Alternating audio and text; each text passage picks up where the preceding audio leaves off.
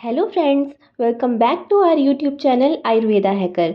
आज हम अपने प्लांट सीरीज़ में जिस औषधि के बारे में बात करने जा रहे हैं वो हम सब के घरों में ऑलमोस्ट हम सब के घरों में पाई जाती है, जिसका नाम है एलोवेरा। चलिए हम आपको आज इसके बारे में जानकारी देते हैं कि हमारे आयुर्वेदीय ग्रंथों में इसके बारे में क्या कहा गया है। एलोवेरा को हिंदी में कहते हैं ग्वारपाठा या फिर घी कुंवार। इसे मराठी में कहते हैं कोरफल। इसे लिलिएसी फैमिली में रखा गया है और इसका साइंटिफिक नेम होता है एलोवेरा। इंग्लिश में इसे कहते हैं एलोए प्लांट। अब देखते हैं इसके पर्याय। पहला घृत कुमारी, दूसरा गृह कुमारी, तीसरा कन्या, चौथा गृह कन्या। आइए अब हम देखते हैं इसकी निरुक्ति। इसे ये नाम क्यों दिए गए हैं। पहला, इसे कुमारी क्यों कहते हैं।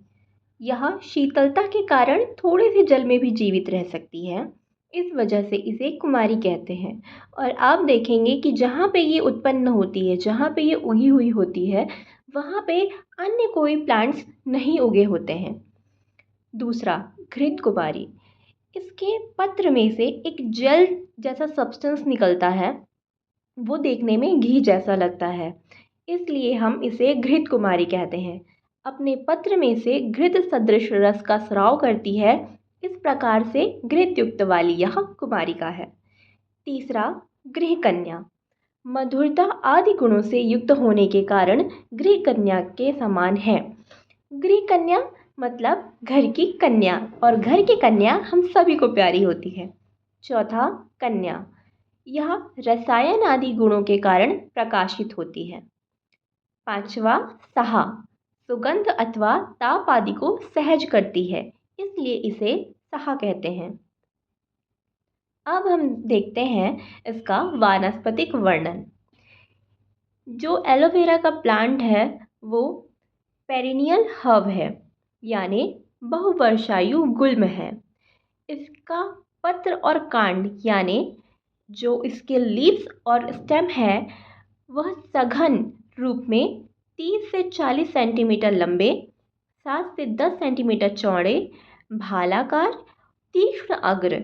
उसका अग्र भाग जो होता है, आगे का भाग जो होता है वो तीक्ष्ण होता है, और यह रस युक्त, बाहर से चमकीली हरे रंग की एवं पत्र प्रांत कुछ मुड़े हुए और उसमें क्षुद्र कांटों से युक्त होते हैं।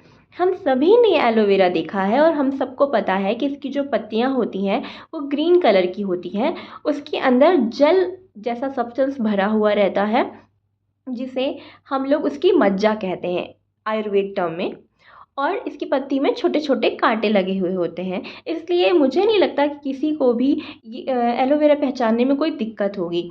इसके जो पुष्प हैं, पत्र के बीच से लंबा पुष्प दंड निकलता है, जिसमें रक्ता पीत वर्ण के पुष्प आते हैं, और इसमें से निर्यास भी निकलता है।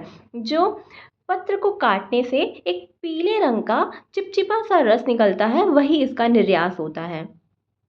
अब हम देखते हैं इसका रस पंचक। रस में यह होती है तिक्त और मधुर, गुण में गुरु, स्निग्ध और पिच्छिल, विपाक इसका होता है मधुर, वीर्य से यह शीत होती है और प्रभाव इसका भेदन होता है। अब हम देखते हैं इसका कर्म। दोष कर्म से यह त्रिदोषज्ञ होती है, यानी वात, पित्त और कफ का शमन करती है। इसके दूसरे कर्म, अन्य कर्म में यह रसायन होती है, मल कर्म में यह भेदन होती है। और इसके अन्य कर्म हैं जैसे नेत्र, ये हमारी आँखों के लिए अच्छी होती है, बृहण होती है, यानी ये हमारे शरीर को पुष्टि करती है, हमारे शरीर की वल्य होती है, हमारे शरीर को स्ट्रेंथ प्रोवाइड करती है, और वृश्य होती है। इसकी रोगाग्नता, ये किन किन रोगों में उपयोग की जा सकती है। विष, गुल्म, गुल्म उसे कह सकते हैं आप, सामान्य भाषा में समझ सकते हैं कि किसी के पेट में अगर उसे ऐसा फील हो रहा है कि उसके पेट में गोले बन रहे हैं और वो इधर उधर मूव कर रहे हैं, तो उसे गुल्म कहते हैं।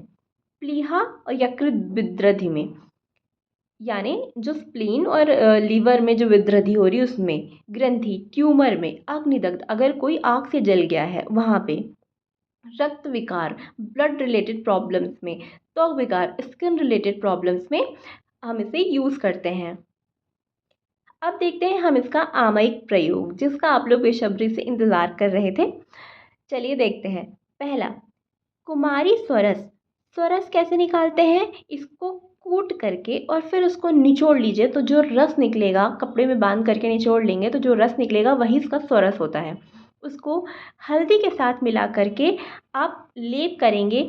अगर ब्रेस्ट में स्वेलिंग है, नेत्र अभिष्यन का मतलब होता है कंजक्टिवाइटिस या फिर इन्फ्लामेशन ऑफ द कंजक्टाइवा। त्वक विकार, स्किन रिलेटेड प्रॉब्लम्स हैं, अर्श यानी पाइल्स और व्रण में कहीं पे वुंड, कोई घाव हो गया है, वहाँ पे अगर हम कुमारी स्वरस को और हल्दी के साथ लेप करते हैं तो ये काफ़ी फायदेमंद होता है।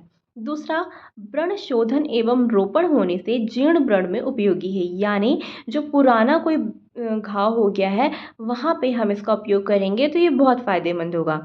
कुमारी पत्र स्वरस अग्निदग्ध व्रण में लेपार्थ उपयोगी है। अगर कोई जल गया है, आग से जलने की वजह से वहाँ पे घाव हो गया है, तो हम अगर इसका स्वरस वहाँ पे लगाएंगे, उसका लेप करेंगे तो ये बहुत फ़ायदा करेगा। चौथा, कुमारी स्वरस का नस्य कामला में देना चाहिए। कामला यानी कि जॉन्डिस में नस्य देना चाहिए इसका। नस्य एक प्रोसीजर होता है आयुर्वेद में, जिसमें हम औषधि को या फिर चूर्ण को, मतलब नस्य कई सारी चीज़ों का देते हैं, तो हम यहाँ पर कुमारी स्वरस का नस्य दे रहे हैं। उसे नाक से डालते हैं, नाक से हम दवाई डालते हैं, उसे नस्य कहते हैं। पाँचवा, कुमारी पत्र की मज्जा। मज्जा क्या होता है? वही जो आप उसकी ऊपर की जो लेयर होती है ग्रीन कलर की, उसको हटा करके और ऐसे चम्मच से खुरेद करके निकालेंगे तो वो जो निकलेगा उसे मज्जा कहते हैं। तो कुमारी पत्र की मज्जा नियमित रूप से गोघृत के साथ गुल में देना चाहिए। गुल मैं आपको बता चुकी हूँ पहले क्या होता है। तो अगर आप गोघृत के साथ इसको डेली देते हैं तो उसमें फ़ायदा पहुँचाता है काफ़ी। कुमारी स्वरस को हरिद्रा के साथ प्लीहा और अपची रोग में देते हैं।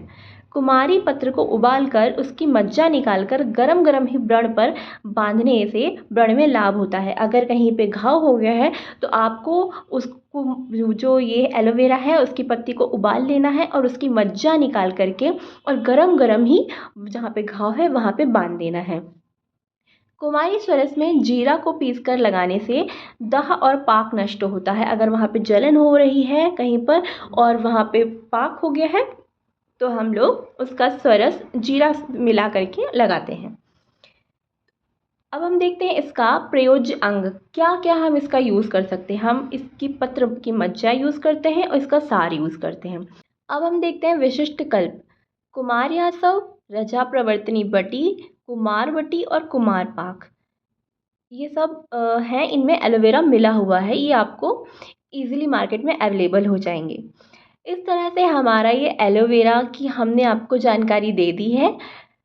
आई होप आपको ये वीडियो पसंद आई हो और ऐसे ही वीडियो के लिए फॉलो करें, सब्सक्राइब करें हमारे चैनल आयुर्वेदा हैकर को। मिलते हैं नेक्स्ट वीडियो में।